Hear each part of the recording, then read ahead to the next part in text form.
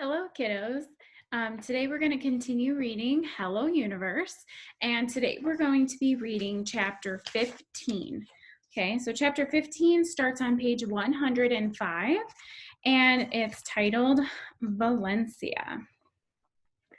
Valencia. Squirrels are one of my favorite animals.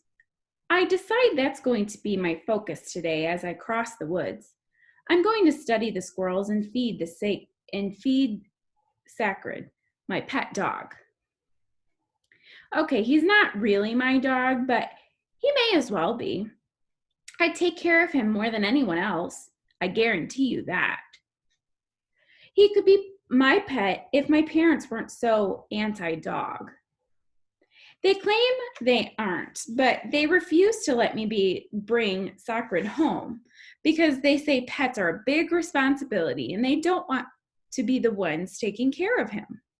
I tell them the whole point is that he would be my pet, which means I would take care of him, but they don't listen. They don't think I'm responsible enough to take care of a dog, but how would they know? We've never had one. I think they just don't want a dog in the house. If that's the case, they should just say so instead of blaming the whole thing on my perceived lack of responsibility. I don't get them sometimes. I really don't.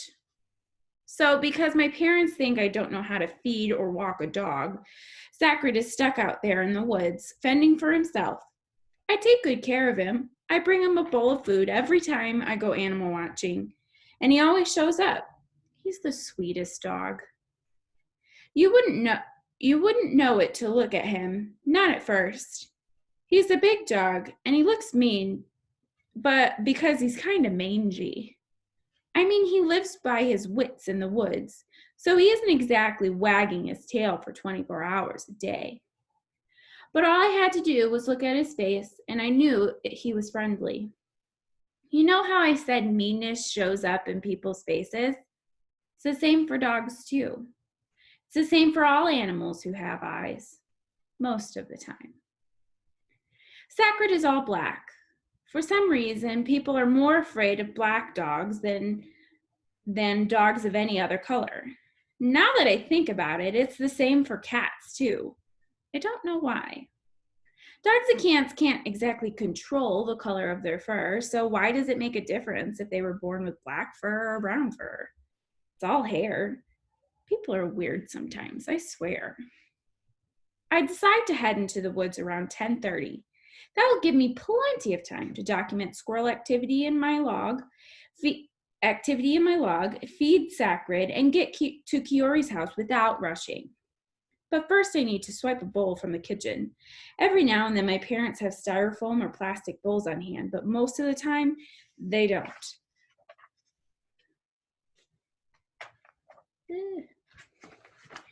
Most of the time they don't, so I have to secretly take a real one.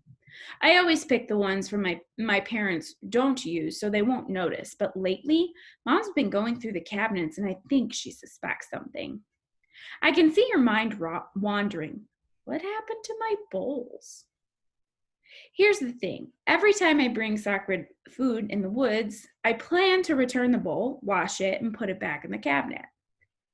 No one is the wiser, right?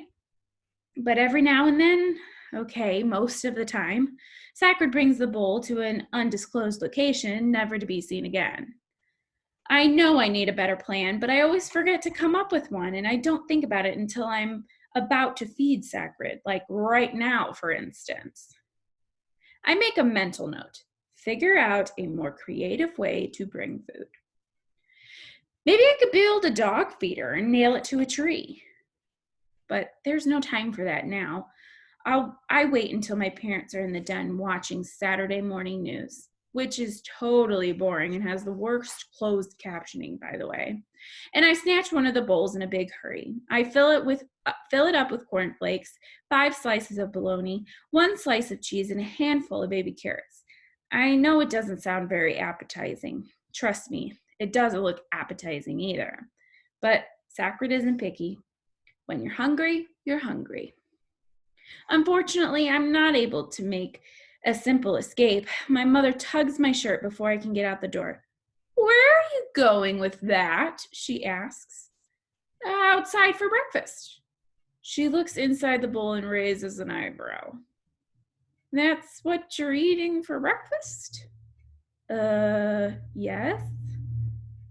Okay, I know I'm not very convincing, but I tell her I'm going into the woods to beat a stray dog. She'll freak out. She tends to freak out over the dumbest things. Then I'm going exploring. I turn sideways so she can see my small bag over my shoulder, which carries my journal, aka my zoology diary, and my favorite sketching pencil. She considers this. I consider her. Did I catch her on a good day, or is she going to be a big pain? Be careful, she says, and be back by the afternoon. Don't wander too far either. My mom is like a walking list of do's and don'ts. Got it, I say. I love you. Keep your phone on. There's always a footnote to her I love yous. I love you. Be home by 4. I love you. Be sure to answer my text. I love you. Be careful. I wonder if she does it to my dad too. I love you too, Mom, and I will, I say as I walk out the door. I guess I use footnotes too. So that was chapter 15 of Valencia. So make sure that you're thinking about what is going on and how she's feeling. All right, I hope to see you next time when we read chapter 16.